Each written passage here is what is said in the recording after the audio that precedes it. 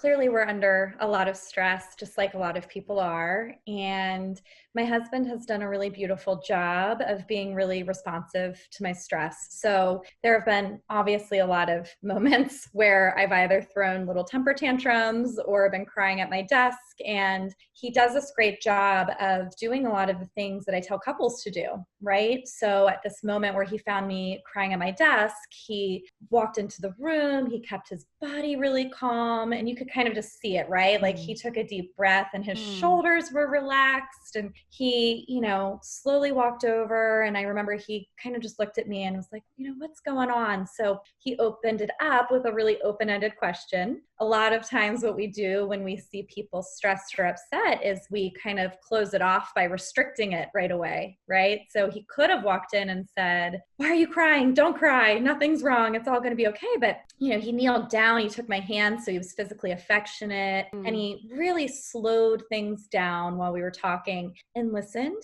and asked lots of questions and validated me. And then at the end of the conversation, he was able to help me think of a way forward, right? So it's really good to wait to give advice, but sometimes we still want to know what is the way forward. And, he did a really good job of offering some suggestions, but also listening to what I thought and letting me know that he would be supportive. And so this all wraps in. I know one of the things you were wondering is what are some things couples can do to support each other when they're stressed? And one of the biggest things is to calm your own body, which is really, really hard right now because both people might be feeling stressed. So what can you do in those moments where maybe you recognize, yeah, we're both stressed, but this person is a 10 out of 10 and I'm a 6. So can I take some deep breaths and calm my body? That's called co-regulation. Like you regulate yourself, you actually help somebody else regulate themselves. Pretty cool, right? Yeah. And you see that with moms and babies. They can co-regulate with their.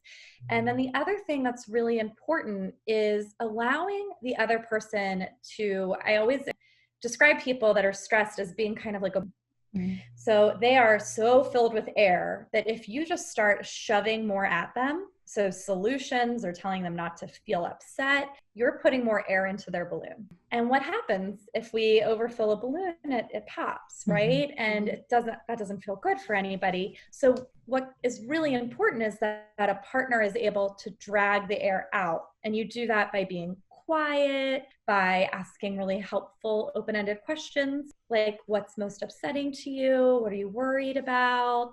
What is this making you think? So just really allowing that person to let all of that air out of their is really, really validating. Right? My husband was able to say to me, this makes so much sense that you're upset. I think at one moment he was like, I'm so upset for you, right? Like he was like, I want to cry for you because I understand why you're upset. And that validation feels so good because then you're not in it alone. And then really being able to withhold problem solving until the end.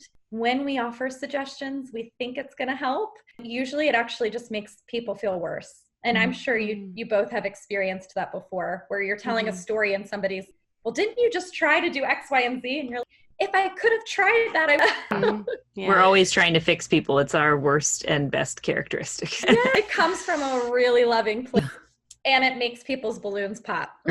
Really withholding that problem solving, but also offering ways to move, right? We don't want to stay stuck forever. So it can feel to have a friend or a partner or a family member who says, I'm not going to offer you, but what would be helpful right now? Like, do you want to talk about ideas? That's good. Do you want my ideas? Do you want to tell me your ideas? Is there something I could do for you? So really opening up the floor of what moving forward could look like.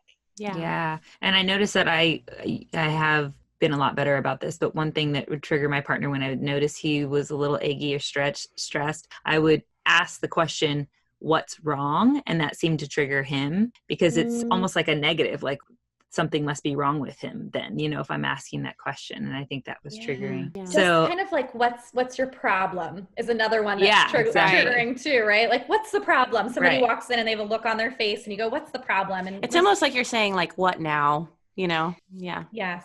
Yeah. Exactly. And of course I don't mean it that way. I mean it like how, like I'm trying to be supportive, but it comes off to him as something is wrong with him. And I'm noticing just the word wrong. Yeah. I think absolutely more open-ended of saying, even just saying it in a way like, how are you doing? something a little Yeah. more neutral. Yeah. Like, what's going on? How are you doing today? I think sometimes even saying what's wrong, but maybe having a little more of a lead in, like, hey, I can tell something's up. What's wrong? What's up? In some way, kind of making it a little more open-ended can be helpful. Yeah, absolutely. I noticed that something I'm sure everyone listening has gone through or maybe is going through like I am, is that we have this money question, these hard questions in relationship, but money specifically being this source of conflict. Can you go into that some and why that specific topic always to cause Fear turbulence around it? Yeah. Yeah, Jade. I mean, you're right. There's a ton of fear around money. So there's a couple of reasons that it's pretty powerful. One is that it is a realistic concern, right? There is actual need for financial, to pay your bills, to get food, to really do what you need to do with your finances. So there's fear in that actual need, but there's also something that we call legacy dreams and extinction dreams. And we carry those with us on some basic topics. Money is one of. Okay. So when we're growing up, we watch how people manage, and we also feel the impact of that, right? If we grew up and people were very, and that was really helpful to us and we liked it, then we are likely going to want to maintain that.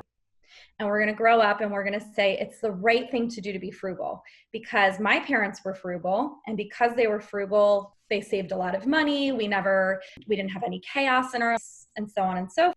And other people, they might also grow up with a frugal parent, and they might see that as something that wasn't right. So it was horrible for me that my parents never spent any money. I never got to go on the school trips. I was always the kid with the dirty shoes, and that didn't feel good. So that person might have what we call an extinction dream, where they want to get rid of that behavior. And money is something that we have a lot of legacy and extinction dreams about. We either want to do the same thing our family did, or we want to do something very, very, very different. And if we get with a partner who has the same dream, it's all good. If we get with a partner who also wants to be frugal or also wants to spend a lot of, no big deal. But if we get with a partner that deals with money and we come up against each other's dreams, it's super hard to move past.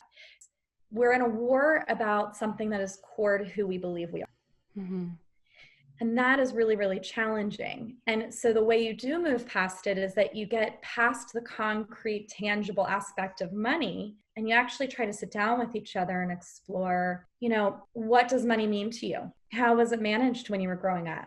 How, when you were growing up and it was managed that way, how did it impact you? And what's your biggest fear if it keeps happening that way? Or what's your biggest dream here? And when people are understood, they can often get through those hot topics, right? So money, sex, how to raise, those are really hot.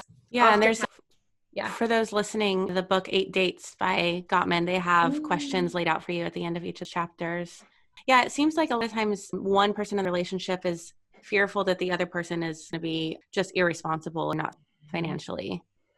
Sometimes, yeah. So sometimes there's one person that's fearful that the other will be irresponsible, and the person that they're designating as irresponsible is fearful about that other partner too. The other partner is way too restrictive, or the other partner's not going to allow them to live a life that feels good or fun, or, that allows for access to things. I've worked with a lot of people where, one person feels like you're being irresponsible and you're going to make it so that our lives are a mess. And the other person thinks you're being so rigid and you're actually taking away my access to life, right? I'm not allowed to enjoy life because of our conflict around money. And the most important thing that you can do in your relationships is to be able to validate both perspectives, right? Because if we label one person as you're the rigid, boring one and you're the irresponsible one, then you don't get anywhere.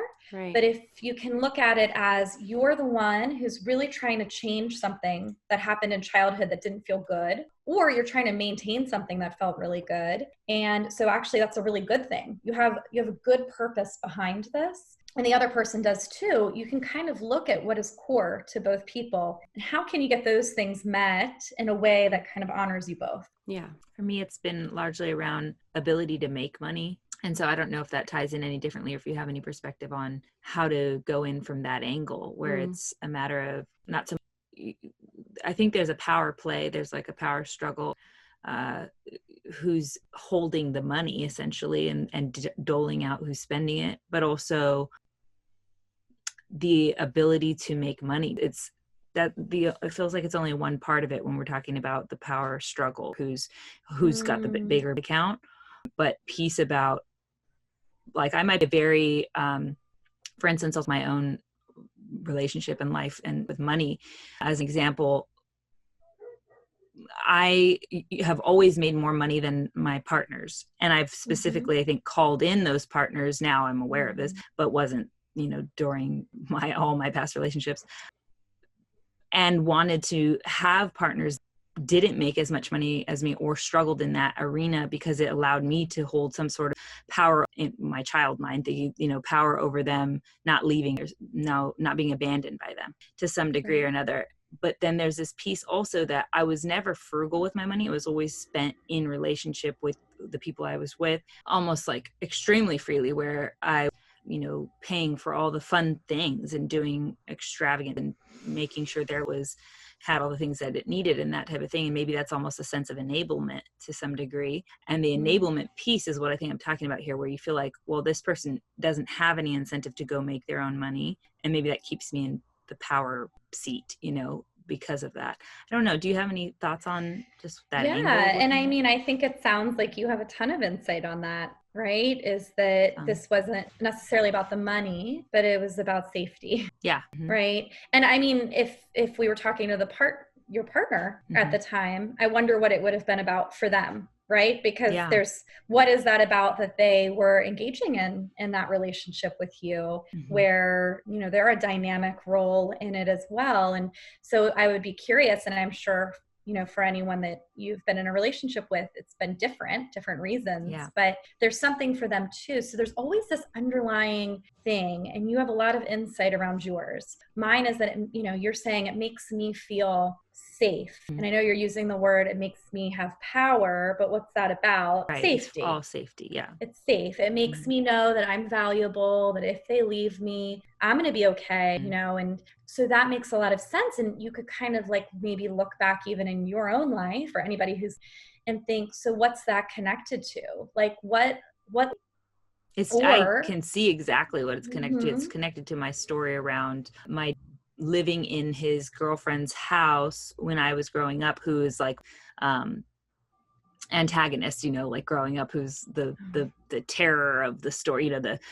All my friends called me Cinderella growing up, so she was like my wicked. And my dad would always use the word stuck, that we couldn't leave there because his business was tied to there. He wasn't able to essentially, what it came down to in my child mind at least, was that we financially could not step away from this woman. And so I had to live in this household and be under this, this dictatorship or whatever she was running. And so I think that spurred me from a very early age. I mean, at 15 years old, I had 2 jobs, and kind of never stopped from. And so it was always like, well, I'm just going to make enough so I can be independent. I never have to be stuck, essentially. Yeah. So you had an extinction dream. I'm not going to do the same. I'm not going to have that again. So the thing that motivates me, the thing that's mine, is based off of getting rid of something that was yucky in the. Absolutely. And to compound that, on my other end of it, my mom, who, my mom and dad divorced when I was 5. So she, on the other hand, was a very independent, like probably the number one word you'd use for my mom is independent. And so she was always able to find her way, go figure out how to make money or do what she needed to do to be independent. And that was something that I never, ever, ever considered my mom stuck, and I'm sure they were attracted to each other because of those opposites. But I'm obviously compounding this extinction dream along with the other side of it, where my mom's showing me the other option. So it's interesting. So you have a legacy that you want to keep, and you also had something that you wanted to extinguish and get rid of. And most of the things that we get really stuck with our partners, you talked about Gottman just now, Jade, and he talks about things being gridlocked. So when we get in gridlock with the same partner, or, I even think about gridlock over the trajectory of all of our relationships. So we have the same problem again and again and again. It's almost always related to something that was really, really important to you, a dream to get rid of something, or a dream to keep something. And so it's about so much more than the money. It's about so much more than what the kids eat for dinner each night. It's about, I have a dream, and that is so connected to something very important, usually something like safety or fun or access. And those are really important core needs, but we struggle to say it that way, right? And we say, this is about money. This is about your responsibility. This is about our bank. Really, it's about, I'm scared. I don't want to be abandoned. Yeah. So on that, what are the 4 conversations that are required to solve those most difficult problems? Yeah. So one of the really important conversations that you have if you've had conflict is a repair conversation. So if been an actual, interaction that was less what you would want to usually, then you want to be able to repair. That's really, really important. So let's talk about it in terms of, you say, I know we were talking about money last night and it went off the rails, and I'm sorry, right? That was really not right of me. I called you names. I criticized you. Can we talk again? Other forms of repair can actually happen in the moment. So let's say you start fighting about money. Are you able to say, hey, let's just take a second. This isn't going anywhere very good. You might even say something affectionate like, babe, I'm on your side here. I don't know why we're arguing about this. We have different perspectives, but I love. So that's kind of like the first. I'm still here for you. I'm reminding you I love, and that what is going on between us isn't going to make us break up. Exactly. So that's one really important conversation. Another really important conversation is a conversation where you have the ability to kind of hear perspectives, right? So you're sitting down and you're able to say, just tell me, what is your perspective on this? What do you think about this? And really, like, in an open-ended way, just listening and being able to actually hear what they have to say without trying to correct them or get defensive. You just want to know what's their opinion. So Mercedes, with your example, if I was your partner, it would be me really being able to say, well, what do you think we should do with money? Like, what would feel right to you? So that is the help me understand your perspective conversation, right? Then we do a conversation called the getting beneath the surface. So that's that dream conversation. So now not only do I understand that you think we should save a lot of money and I think we should save it and have fun, or spend it and have fun. Now I want to understand, where does that come from? What are some experiences you've had that have made you think that that's the right way to do it? What are big fears that you have if we don't do it that way? And then the final conversation that's really important with challenging topics is the what's next conversation. It's so much easier to have those first 3 if you know that you are going to come to some sort of agreement. Really hard if I suggest to people, why don't you just like dig in and understand like what's beneath it? And we're not going to talk about what's next. Most people's reaction is, I don't want to talk about that. This person is spending all of our money and we're going to be in debt and we need a solution. But if we can promise each other, we will talk about what's next, I promise. But first, we have to understand each other. Because if we don't understand each other, then we're giving solutions that might not stick. We might even be offering solutions to a problem that isn't there. Right. So that what next conversation, always make it last. And what about the opposite? What are the conflict responses that we want to avoid that would harm the relationship? Yeah, so in decades of research, so Gottman coming up again, right? He studied lots of couples, thousands of them actually, since he's actually watched them in labs and in their apartments and all sorts of stuff. And he found that there are 4 habits that couples have that really can lead to divorce. With over 90% accuracy, if a couple things, the relationship often ends. So it's criticism, defensiveness. Yeah, what were you going to say? I'm just curious, why do we tend to criticize our loved ones the most? Why do you think that is? Yeah, it's a good question. I think a lot of times we're criticizing loved ones based off of some unmet need. We don't have many needs from strangers, right? Yeah. We don't expect much. Yeah. No. And if you think about it, you're the most critical of strangers when you have a lot of unmet needs in your life. If the person at Starbucks messes up my coffee and I'm having like a terrible day and I have so many needs that aren't being met, I'm more likely to criticize them and be mean than, if I have all of my needs met, I'm having a great day and they mess up my coffee, I'm not going to criticize. I'm going to say, oh, no big deal. Can you make it again? That's okay. So when we're in intimate, most of the time we're criticizing because there's a need and we just don't know how to say it in a soft way. It's vulnerable. Sorry, so it was criticism's the first one. Yeah, and then defensiveness is number 2. The third one is stonewalling. Stonewalling is what it sounds like. So it's when you look like a stone wall. So you're in the conversation, but it's very clear that you're not. The person's looking in a different direction. Their body's kind of shut off. They're not talking. Checked out. Totally checked out. A lot of times you'll notice that they like kick their foot really fast or something. I don't know if you think back to moments people have stonewalled, they're likely fluttering kicking their really, or crossing their arms across their. These are all ways that they're trying to soothe themselves, because when we stonewall, our heart rate is usually actually completely elevated, and the act of shutting down communication. It's the freeze. Yeah, it's a freeze response. So yeah, there's lots of self-soothing that's happening inside, but to the partner, unfortunately, it looks like a withdrawal and it feels terrible. Yeah.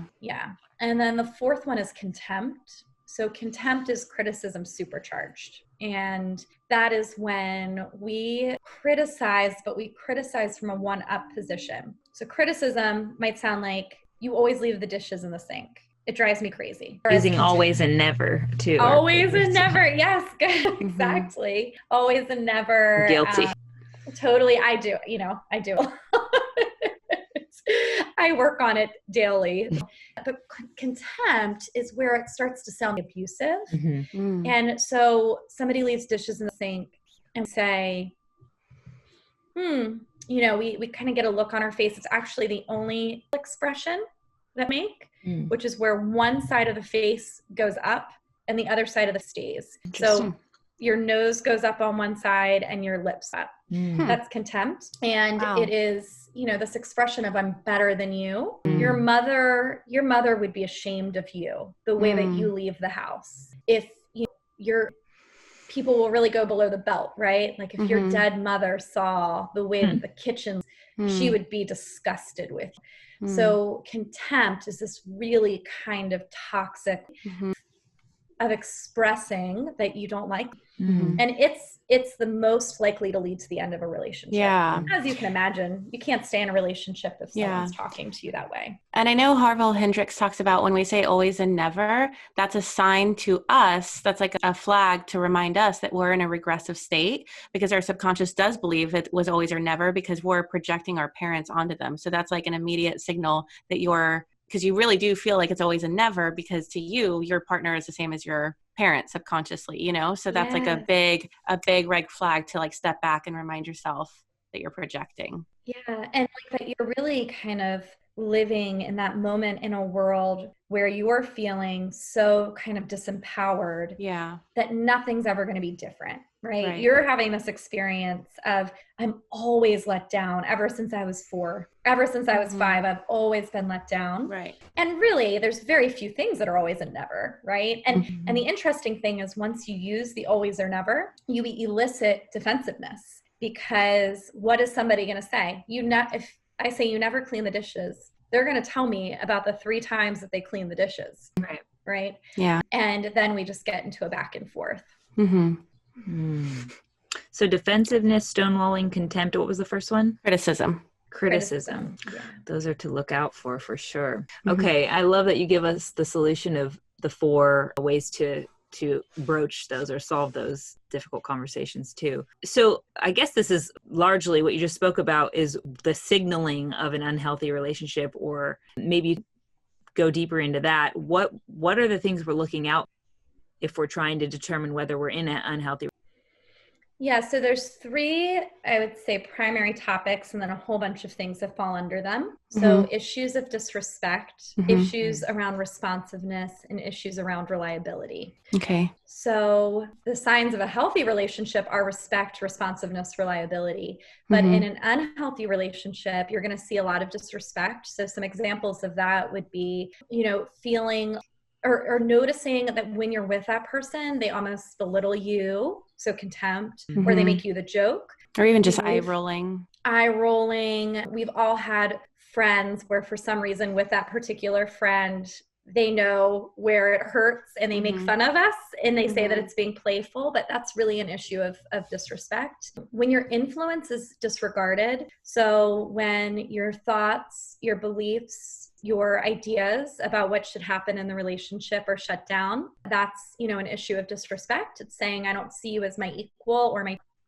obviously physical or abuse, if physical or abuse are occurring, that's the biggest issue of disrespect. Once that line has been crossed, incredibly unhealthy relationship. Boundaries being ignored, core parts of you being, and then just like your growth or your wins or your are kind of discouraged, right? Like people will disrespect when you're doing.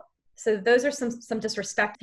Issues around responsiveness. So when you share your feelings, the person dismisses you. They're not curious about your inner. Every time that you're, or most of the times, I won't most of the times when you struggle and you're looking for them to kind of reach, they don't back. And just finding yourself on the other end of that, if you're struggling to offer responsiveness. So if you feel drained, if you feel like you can't be there for that person, that's another sign. And then issues of reliability so, do they follow through on what they say? The stuff that they say, does it match the stuff that they, and do they actually maintain their contracts with you? So some examples of contracts are, we are in a monogamous relationship. And then the person a couple weeks later says, you know what? I actually don't really believe in monogamy. And so that's an issue of reliability, right? Because you don't really know from one day to the next if what they're contracting with you is what they really mean. Wow. These three R's, respect, responsiveness, and reliability, really all point to feeling safe. So is most of what your work is in relationship coaching and therapy, is it all about making both partners feel safe in that relationship? Is that really what it boils down to? Yeah, safe and honored. Like seen and heard. Yeah. And feel like they can lean on this person and have that interdependency. Yeah, it all comes down to safety, I feel like. I really like the 3 questions that you suggest we ask our partner before bed. Can you share that with our? Sure. So I hope these are the 3. I hope we're thinking about the same 3. I'm sure I'll like whatever you say. Okay, great. So yeah, there are 3 really powerful questions you can ask. And of course you can make them fit your own personality as a couple. But one really powerful question is, in what ways did I kind of like shine for you last week? Like how did I do the right things for you? And allowing your partner to reflect that back to you. Or you could ask that every day. You could do it every night and say, how did I shine for you today? That's a really good way to mark the ways in which somebody's being successful for you, is to say, oh my gosh, you were so lovely when I was crying at my desk. Thank you so much for hugging me. And you're letting them know, keep doing that. Do that again in the future. Question that you can ask is, what are some things I could have done?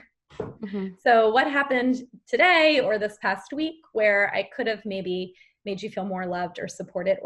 And then the third question is, what's going on next week that you might need me to be aware of or support on? Yeah, those are really good. Were good. those the 3 questions that you were thinking? They are. Yeah, they are. Yeah. Those are good. I don't know if I could do an everyday regimen, but definitely weekly, I think is a good check-in. Weekly, yes. Yeah. My husband would look at me like, I'm exhausted. Let me please just go to bed tonight. Yeah, we ask almost every day. We ask, how is your level of feeling loved, your level of feeling supported, and your level of feeling safe, like on a 1 to 10. So we ask a lot, but I really like yours. So it's a nice way to end the day. I love yours. That's beautiful. And easy, because it doesn't, it's just like, 5, I'm a 6. Well, how can I get you to a 10? Yeah. Yeah, I love it. That's awesome. Thanks. All right. So what is the root of power struggles in relationships? There's a few. So some of us get into power struggles in our relationships because, well, let me back up a little bit. We start out our relationships, and if you read Harville Hendrix or anything about the imago, you probably know this. Nature takes away our ability to see the stuff that's difficult about the other person in the beginning because nature wants us to mate or connect, or as Harville Hendrix would say, wants us to heal our wounds. So we get into these relationships and they feel really beautiful, and then a major stressor happens. And sometimes that's just something that we all experience, like a move or the big bang. A big bang might happen, like somebody dies or gets sick or a baby is born or something like that. And so the way that we then respond to these things in a certain way that either makes our partner feel safe or unsafe. And we get into these dynamics where, we either kind of like dance and we don't get into power, or we get, I'm going to pull, and as I pull away, you're going to pursue me. And then as then I stop doing that pursuit, then you kind of start to pursue me back. And we go back and forth in these power struggles. Sometimes it's because the thing that's going on brings up a lot of shame for the other person. Your problem brings up mine is one reason that we get in power struggles. That can happen with, right? I want to talk about money, and it makes my partner feel ashamed. My partner distances from that conversation. Right. I want to talk about sex and my partner feels ashamed, they distance. The second reason we get into power struggles is because we really want connection, which kind of sounds funny, right? But there's this feeling of, I'm afraid that if I go there with you, we're going to get into a fight or our connection is going to be harmed in some way. So I pull away. And then the other person is like, oh my gosh, if we don't talk about this or deal with this right now, we're going to fall apart. So they kind of pursue, and you get into that dynamic. The third is this desire for autonomy. So feeling like myself, I've kind of gone missing in this relationship. I've been taken over. So I pull away to then get that back. And I kind of struggle with you around that. And then the fourth is punishment. And when there's a really, really painful experience that's not dealt with well, or when these other three power struggles happen for a while, we might want to punish the other person. And, we might say, you know what, they don't deserve to have me talk to them right now, or they don't deserve me to listen and take their influence. So I'm just going to do what I want to do because I'm mad at them. And the other person might be thinking, well, they don't deserve me to give them space because they cheated on me or because X, Y, and Z. And so that's the fourth way that we can get into a power struggle. Kind of like who's in charge here in a way. Yes, that's a good way to describe it. Yeah. I'm in charge here because I don't trust you. Right. Protecting our safety. Yeah, those are difficult. So we kind of broached this a little bit, but I want to get into it deeper. We often talk about ways to connect with our in big ways, but there are tons of simple ways that we can connect every day. So maybe you can go over that we can create these, the way you talk about it, making for connection. So can you go into that some? Yeah, sure. So we all make bids all the time. I've probably made bids with both of you. I did actually. We just got on. I said, I love your background, right? That's me making a bid. And you responded to my bid. You said, oh yeah, a lot of people love her background, right? So you caught my bid. You caught me throwing the ball to you. And when we respond to each other's bids, we can build a relationship with each other. Now, if I would have said, I love that background, and you would have said, why are you talking about my background? We're here for, you would have been turning against my bid.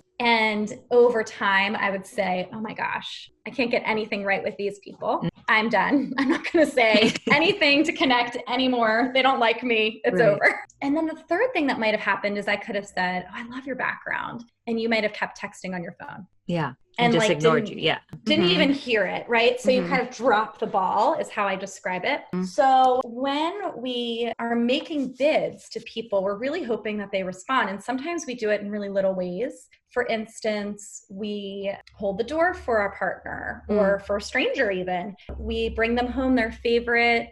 We make a noise that bids for connection are often just like vocal what I just noises. did. Yeah. Yeah, exactly. That was a bid for connection. We make a noise. You know, when you're like in the kitchen and you start like grunting because you can't open something, you don't actually have to do that grunt, right? I mean, sometimes you do, but you're reaching for something and you go like, I can't get it. Wow. You're So making even a a sigh bid. like can be a bid for connection if you're doing it in the present. Because I totally noticed that I do certain things when my husband is around vocally that I would never do. Like even I talk to my cats or sing to my cats. It's a way of, I don't do that as much whenever he's not around. It's not for my cats. I know they don't give a shit. It's like my husband might be around and we have this thing with our cats where we enjoy this connection that they allow us. So that's interesting. I love that. Yeah. You just made me think, you know, when I'm with my husband, I make like funny noises, you know, like I might be like, I don't know, like I don't actually think I ever do that when I'm walking around my house by myself.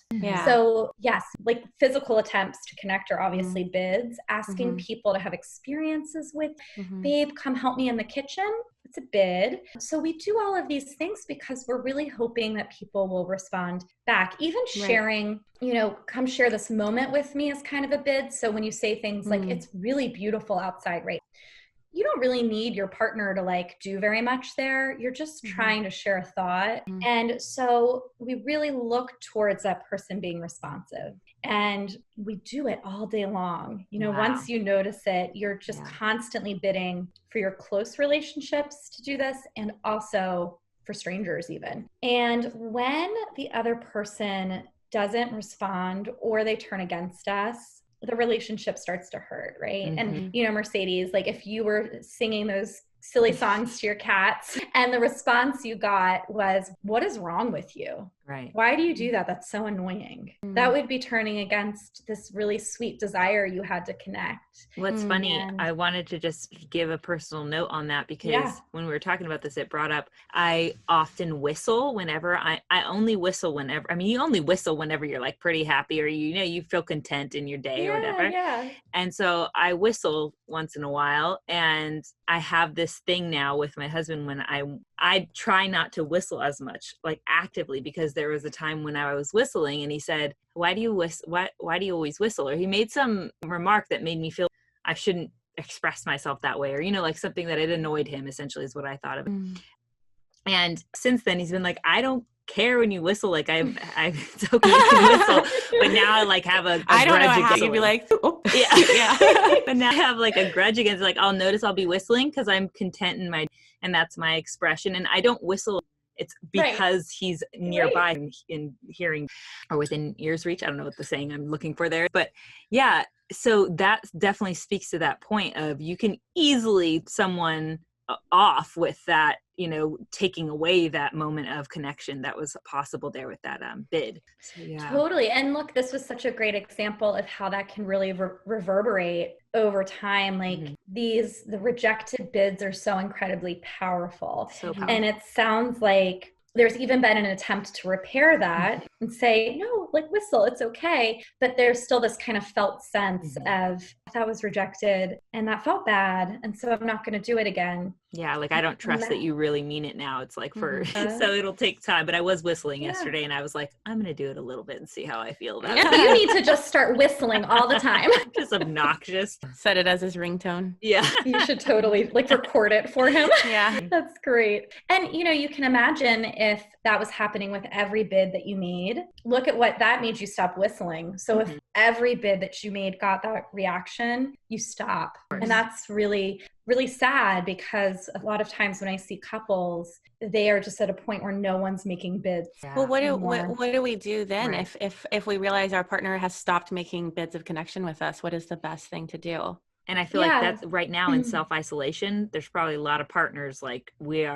seen a lot of each other. You know what I mean? The bidding war. We're done with the bids. I don't want your whistles anymore. And I think there's probably actually a lot of partners who realize that they haven't been bidding for each other and they don't know how to do it. You know, they're living with each other 7 days a week, 24 hours a day, and not sharing a noise, a thought, a request with each other at all. And so when that happens, obviously knowing this information helps because you can start being more aware. You know, I'm going to really make a conscious effort in those little moments that my partner still manages to bid to me, I'm going to respond. I'm really going to look, are they telling me, oh my gosh, there's a squirrel outside? I'm going to try to say, oh yeah, look at that squirrel. What's it doing? And then the other piece of it is then yourself kind of reflecting, what are some ways that I can make bids? It's really hard for me, but maybe I'll ask them if they want to come watch a TV show, or maybe I will start whistling again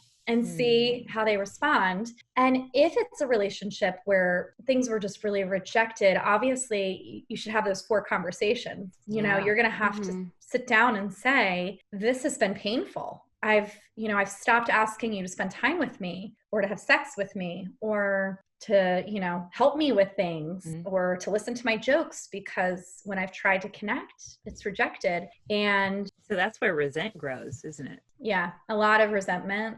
And when resentment is there, it's very hard, because you have to have a willingness to try to do it anyway. Yeah. Ooh, and you have to, it's for me, when I'm thinking of it as you're, describing how that looks in relationship, it's like, in order to go make a bid after you feel resentful in a certain situation with your partner, you first of all have to have set aside, your ego for the moment, and prepare yourself for rejection, because there's probably some distrust on both ends, on your end and on your partner's end, where they might resist your bid because they feel like it's maybe for some selfish reason, it's not actually genuine. They don't trust you, essentially. Exactly. And so, another thing is, how do you build that trust? Yeah. Yeah. And again, it takes having those really hard conversations. I need to take responsibility and repair with you for this.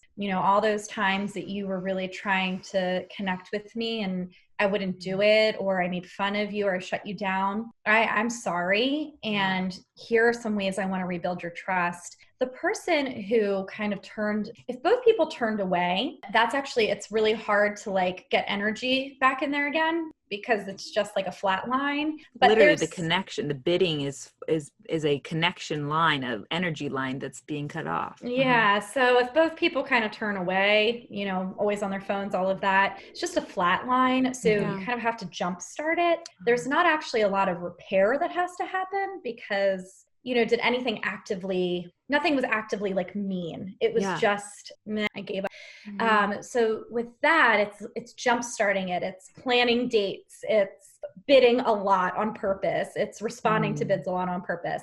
Turning against is different, because turning against was kind of active harm. Me telling you, when you tell me something, that it's stupid is active harm. And it obviously in varying degrees. Sometimes it's not meant to be harmful, like your husband, right? But it's still painful. And so it was still important that he came back and said, I'm sorry, you can whistle. Yeah. And, is making me feel with it. But there's a lot of turning against where, somebody tells a big dream that they have, and the other person says, are you an idiot? You could That's never never going to happen. Yeah. That's never going to happen. And so you don't need jumper cables with that, because planning a date isn't going to repair that. Bidding more isn't going to repair that. That person is really going to have to come back and say sorry. And they're really going to have to come back and process, what was the impact on me, either that one time or continually kind of rejecting you. I have friends that one friend specifically in mind that have had that type of thing distance us, where I expressed a dream and he'll never have it. It's like, boom, honestly, it feels, well, if you can't validate me in that moment, then how can I even have a friendship with a person who doesn't see me for what I am hoping I become?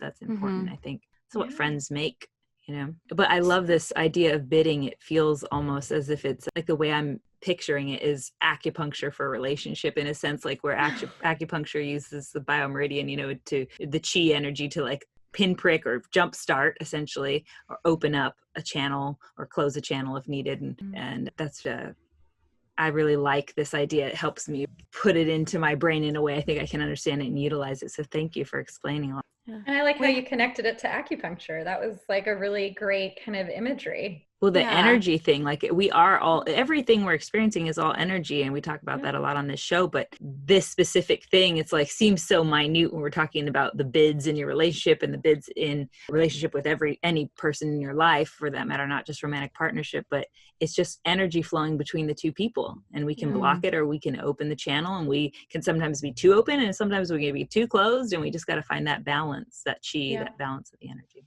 We have a Magic Mob question from Sarah. She says, what are the best things I can do to heal after a breakup? Yeah, it's really, so painful to go through that. And one of the best things you can do is to remind yourself that this is a lot of times that people are kind of encouraged to just like move past their breakup quickly.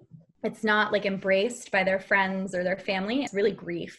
And so number one, just giving yourself that validation. I've lost something that mattered to me, whether it was good or not good that I lost it. And I'm grieving that loss. And I'm all of the things that I thought were going to come next can't now because of it. And so that grief process looks allowing yourself to feel it, revisiting memories, writing about it if you need. And if that feels like too much, you can also kind of create like a grief time for yourself after your breakup, where you say to yourself, I'm really going to allow myself every night at 8 p.m. to just sit and be really sad about this. And I'll write about it or listen to music we liked or look at pictures. And then I'll have some sort of ritual that brings me some sort of peace, right? So maybe I'll go make dinner at 9 o'clock or I'll go take other important things is to find people that you talk about it with, and also remembering who you can't. So don't keep going to the friend that says to you, oh my God, you've got to get it. That's not going to make you feel any better. Go to, it might only be one accountability person. Go to somebody that cares, gets that it's hard. They're not going to let you like wallow, but they know their role. Validate you. What about, do you have a tip for someone who is struggling not contacting their ex in the middle of the pain? Yeah, that's really hard. That's really hard. Yeah, I mean, and it's really kind of biological that we want to connect. Addiction. And we have like an attachment to a human being. We have energy with them and it's gotten cut. And it's a normal human reaction to feel panic because when we used to live like out in villages, we really needed our people to keep us safe. So it feels really scary to lose somebody. And that creates anxiety that makes us kind of like reach out to somebody. Don't leave me behind. But one thing to remember is that every time you're reaching out, you're actually kind of recycling all of these attachment hormones in your body. Yeah. And it's like taking a drug. So you're feeling it again. It feels really good. And then you're going to crash. You're not going to hear from them. And then you're going to need them again. And they're going to become what you're dependent on for feeling better. So taking that space is actually physically really healthy for you too. Doesn't make it easier though. No. It's hard. And I think that's another thing. It is really hard. It's really hard. No bypassing that. So you're not doing it wrong if it feels like it's hard. It is really and then hard. you also think like, well, I just have one thing I need to say. Yeah. If I get this off my chest, I'll feel better. Yeah. It's like could go in either direction, right? I have to tell them how much they suck or how much I love them. Yeah, exactly. And then once you get on the phone and who knows what their motives are and where they're at, and it wraps you up into a whole nother thing. It's like relating it to trying to diet or trying to get on a workout program or something where you feel like, I'm not having sugar anymore. I'm not going to have the bad sugars anymore. And then you go in the cabinet, and of course the cabinet's full of things that you shouldn't eat, of course, because you haven't cleared that out yet. And you decide that, well, if I just have one little bit, I'll be satiated. I won't feel this feeling, or I deserve it for, you make all these reasons. You justify why you should have that donut or call your ex or whatever the thing is, because,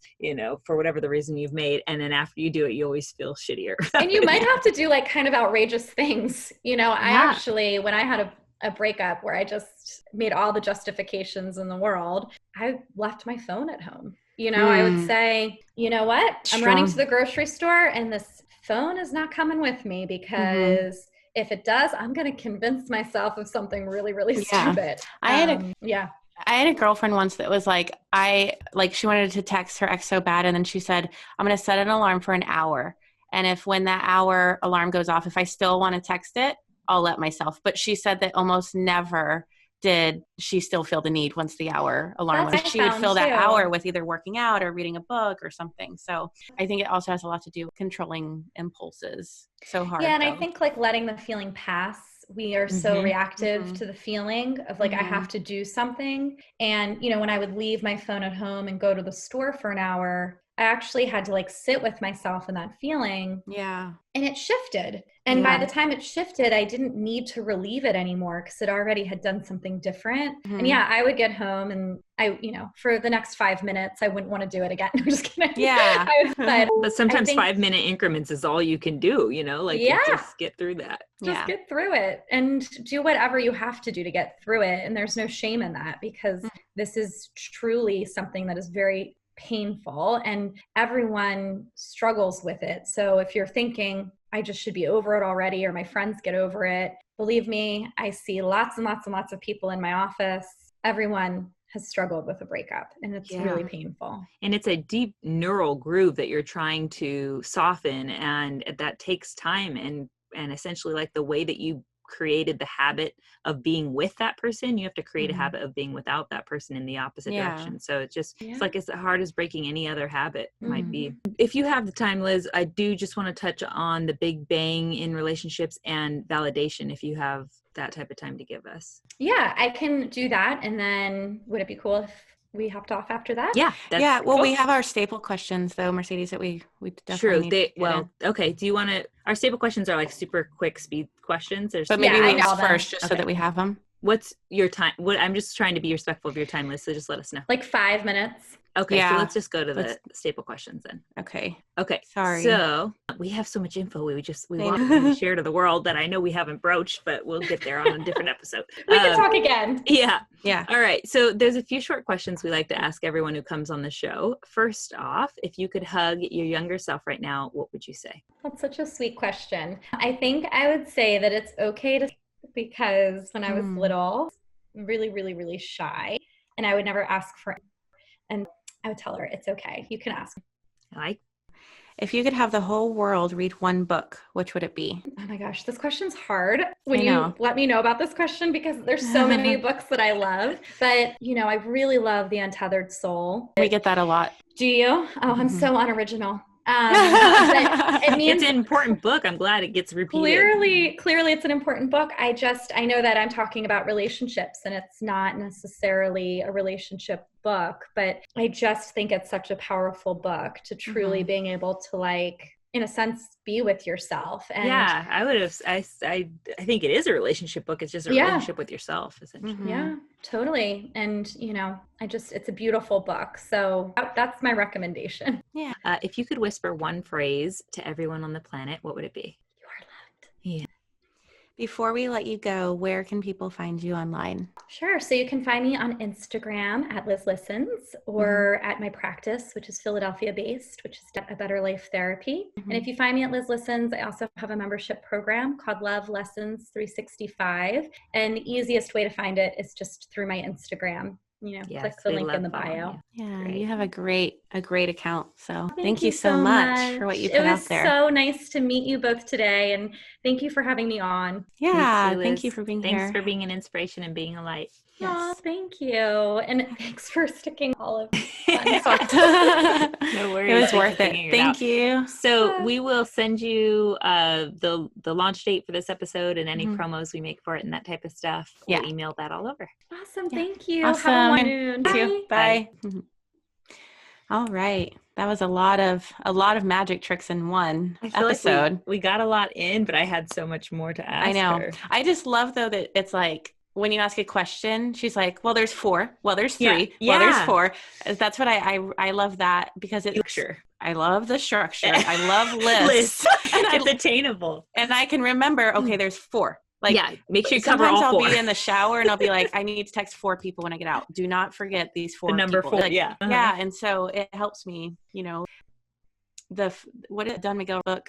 The 4 agreements. The 4 agreements. Yeah. It's just like, it's your number. I know, but 4 is the number of stability, actually. There you go. The 4 things on a chair, on a table, it's what stabilizes. So, but square is very stable. Yeah. Yeah. But I just loved how she had that. But I actually, I love how I throw out random things like a square. It's very stable. And like you and I, it doesn't phase us. People probably listening are like, what the fuck are these? What's wrong with a triangle? But so anyhow, she had a lot of magic in this episode, and I felt like it was so applicable. Yeah. And I pulled my magic trick from her page, which is something that this is something I've been trying to work on for 2 decades, probably since I knew that I was doing this. So probably 11, 12 years old, but I would come up with little things like, making little notes on my, on a Post-it or something like that. And I just have never really found a trick like this. But from her page, Liz Listens, she posted a hack. So she said, before you add 2 cents during a pause in a conversation, count to 5 to make sure the other person is truly finished. And that's something for me, I always think that done. I always think someone's done because they take a pause and then I start talking and then they start talking right when I start talking. And then I realize that I'm interrupting. And I really thought that I was getting better at not interrupting just because I waited for the pause. So she takes it a step further and says, count to 5. So, obviously not out loud. So when I was studying to be a therapist, this was one of my favorite. Sometimes I'd have something important to say to a person or couple I was working with, but I didn't want to interrupt them. And I struggled with the art of this because I also didn't want to let the conversation go on to the point that I missed my moment to explore something important that they'd say. So that's a big struggle of mine is I think, man, I really, right. So what I learned to do when I had a thought I wanted to share or a question I wanted to ask was to count to 5 or she said she mostly counts to 10 in her mind. She learned a few things in this practice. 1, I didn't really need to interrupt. They ended up taking themselves where I was going to go anyway, which is probably, always true for me too. 2, I didn't really need to interrupt because by sitting quietly, they ended up giving me more information that made what I wanted to say more powerful. 3, they ended up finishing up within 5 to 10 seconds anyways. 4, I did need to ask my question or interrupt, but nothing was lost by waiting to make sure. Yeah. So she says, I now do this naturally. I have a thought or a question and I just wait a moment. I tune into the other person and into myself to make sure it really needs to be. But the counting in my head hack really helped. And you can use it too. Whether you're in a business meeting with a friend or in an argument with your partner, take a few to decide if your question needs to be asked or your thought needs to be. You'll notice you end up hearing so much more than you usually do. And you'll also learn to make edits to your interruptions. So I remember on our very first episode when we asked Paul Selig, what would you tell your younger self? He said something that was really powerful. And it was our first time feeling really vulnerable with a guest like that because he was our first guest. And I didn't count to 5. I just moved on to the next question. Yeah. Because I don't know. And what's a bummer is right when I started to ask the next question, he started to go deeper in his answer. And I'm sure it would have been so much, vulnerable and just especially people like Paul Selig, who's so open already. So that was a year and a half ago. And I still think about that interruption I made. So yeah, so I'm going to really start to work on this counting to 5 or counting to 10 as a communication hack. But I know you pulled your magic trick from her page as well. So what's yours? I did. But before I get into that, I wanted to so many things came up while you were saying that I think are interesting. And did you count to 5? I was going to count to 5 out loud right now. You had already pushed me to my magic trick, which I thought was interesting because this idea of it's almost like an anxiety that comes about us when we feel like we have a good idea we want to express and we want to get it across in the midst of a conversation has invited us to essentially, or that's how we're feeling. It feels like you want to make sure you're heard because we only have so much time with our guests. Yes. And just in life in general, especially when we are time restrictive people and want to make sure we get our stuff all into our schedule. So we want to make sure we get heard too, because it's such an important part of being human. And you happen to be this very intuitive person. But when it comes to this specific thing, interrupting or in conversation where you want to be heard, you drop your intuition for some reason. All those things you mentioned about what Liz says about the 5-second, taking 5 seconds is about being intuitive, allowing the other person to have the intuition exchange and have that connection of they might actually bring up what you were going to broach, or they might finish talking in just a moment or whatever it is. But you've closed off your listening ear in that moment. And now you're just worried about what you're having to say and getting it out. It's not so much that as much as it is, I'm truly, because this is why I'm so timely. I'm always on time. I'm truly trying to be respectful of the other person's time. And so I'm trying to squeeze in as much as possible while not going over, because I know that they fit us into their schedule. It was like kind of them to do so. And so I'm trying to like make sure I don't, I'm not being selfish in a way of like, well, let me just talk about what I want to talk about, or, well, let's cover this. I'm trying to like stick to their timeline as well, Yeah, I think I understand why you're relating that to this show, but I'm saying that in life in general, you've mentioned that that's something that you want to heal in yourself, is this interrupting thing. So I think there's a piece of it that has to do with the anxiety of wanting to be, and maybe there's something deeper, to pull out of that on your own. Outside of the show, that's true. Yeah. And then, but you happen to be this intuitive person. So I see those contrasts like very interesting to me, that you have this ability to listen so well to people, that you have an intuition, you have a psychic ability, yet you have this one part of your life that's very frustrating to yourself, of you feel like you're interrupting, you feel like you're going to be a dick, you're going to come off like a dick because you're interrupting. And so maybe there is like some mantra or something you can pull out of whatever that is for you, so you can soothe yourself in the moment of, don't worry, there's going to be enough time, there's enough abundance, there's not scarcity of time, so that I get to express myself, I get to be seen and heard, whether in this moment or otherwise. And maybe the other person will read your energy of calmness, and it'll allow for that piece of the conversation that you're so excited to bring up to flow out, one way or another, and to just trust essentially that that's allowed. And I think like we talked a lot about scarcity mindset, abundance mindset, and that's one of those things you have to like that does go into that. Yeah. Like let go of the thing you want to say so bad in that moment, because the only way it's going to get to have its rightful amount of time and be able to be respected is if you let it go enough that it, you know what I'm saying? Like otherwise we get so rigid and then we get lost. And it brought up this other thought that was something we didn't cover in this conversation that Liz speaks on so eloquently, and I feel like we'd be amiss if we didn't bring it up, and it was validation. And I feel like that's kind of what you're first of all giving to the other person when you respect their what they're saying, right? You respect, you're giving a person you're in conversation with validation just by allowing them to finish their sentence and their thought fully, and give them that 5 extra seconds or however you want to accomplish that. And that's so huge, because then they, in response, by you being a light and doing that, give you the same thing in return, hopefully, and they validate you by saying, okay, now it's your turn to speak, and you get to have the stage.